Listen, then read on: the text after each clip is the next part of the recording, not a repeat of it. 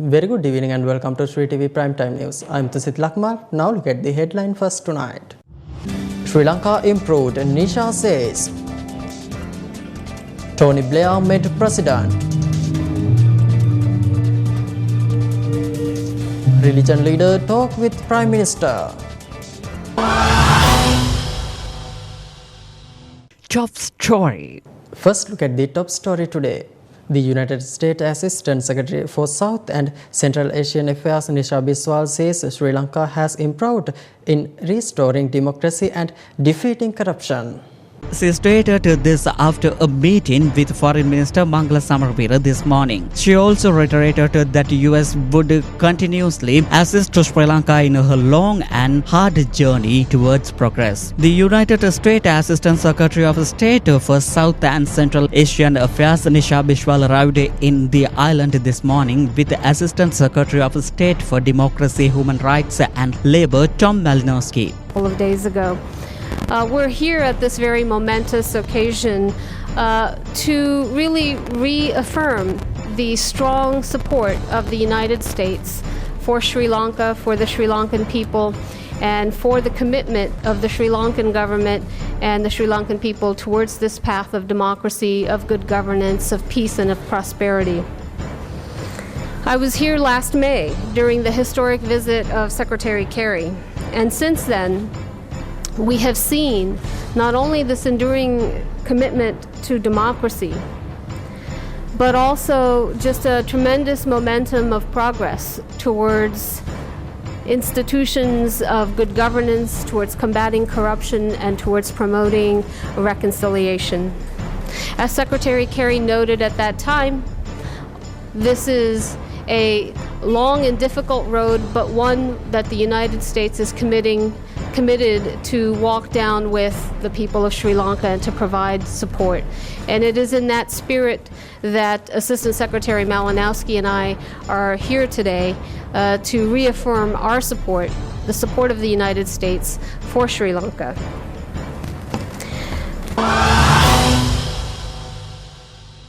Foreign Affairs Minister Mangala Samaraweera said that the accountability would be authenticated through a domestic investigative mechanism. In keeping with the specific pledge in President Maithripala Sirisena's manifesto of January 2015, and now that we have achieved political stability through one of the most free and fair elections held in this country, I outline measures being taken to address concerns regarding alleged human rights violations, including through independent domestic mechanisms. We have agreed on prioritizing closer economic cooperation.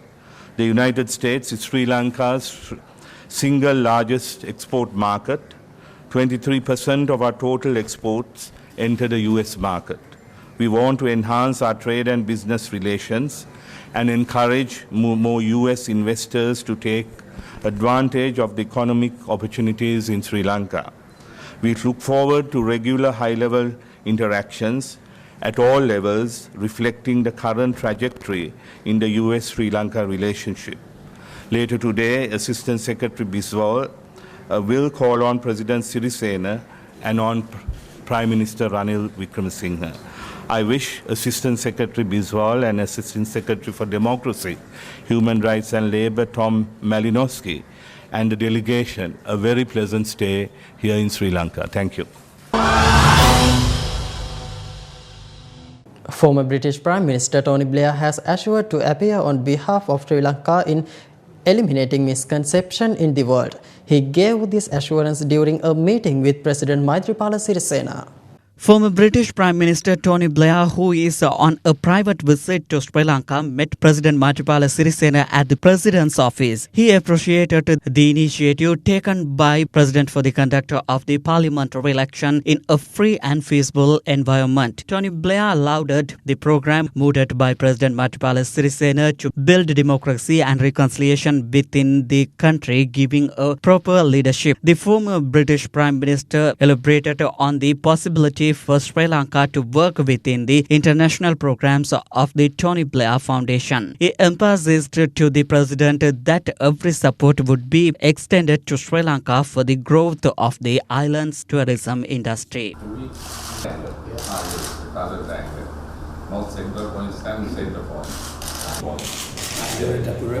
and we were down on the beach. Always the day. Thank you. And then we were always the day. Let's see.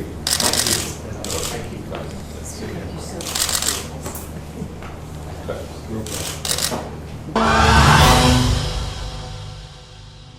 Leaders of several affiliate parties of the UPFA have decided to form a new political front.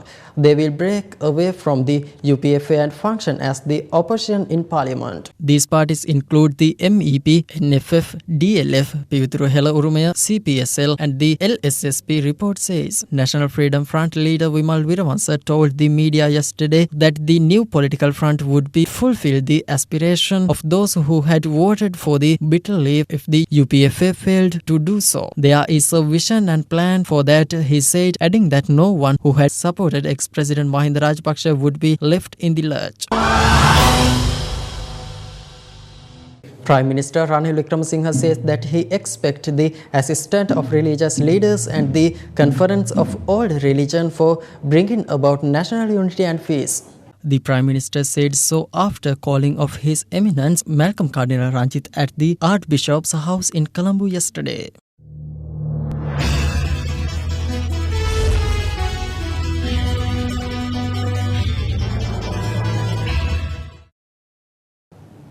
The Foreign Office says it is urgently working with the Canadian authorities to learn the identity of the victims of a plane crash in which 6 people died.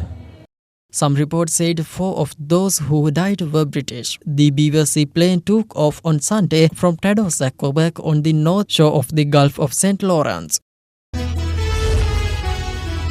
South Korea has halted its propaganda broadcast into North Korea as part of a deal to diffuse tension. Seoul had begun the loudspeaker broadcast which infuriated Pyongyang after a landmine at the border injured 2 of its soldiers earlier this month. The tensions bubbled over in brief exchange of fire at the heavily guarded border last Thursday.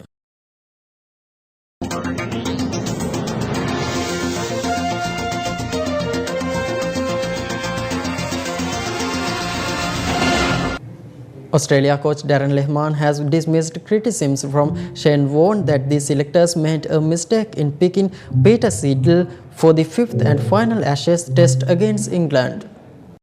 Shane Warne said that Siddle should have been picked for the 4th test when the series was up for grabs, and the selectors would have been better off having a look at a younger bowler such as Pat Cummins. However, Lehmann remarked that someone like Shane Warne always has his opinion because he loves an opinion full stop, and that he doesn't know what goes on behind the scenes.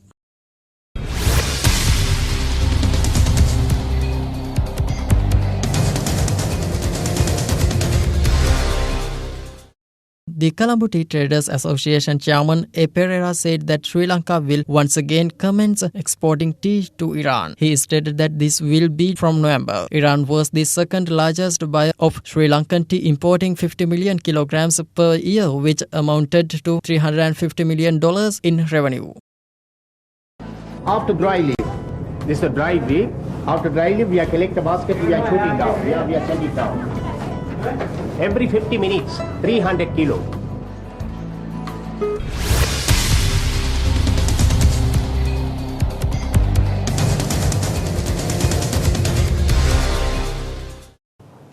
And that's all for the Sri TV News today. Once again, we will meet at same time tomorrow. Have a pleasant evening. Thank you.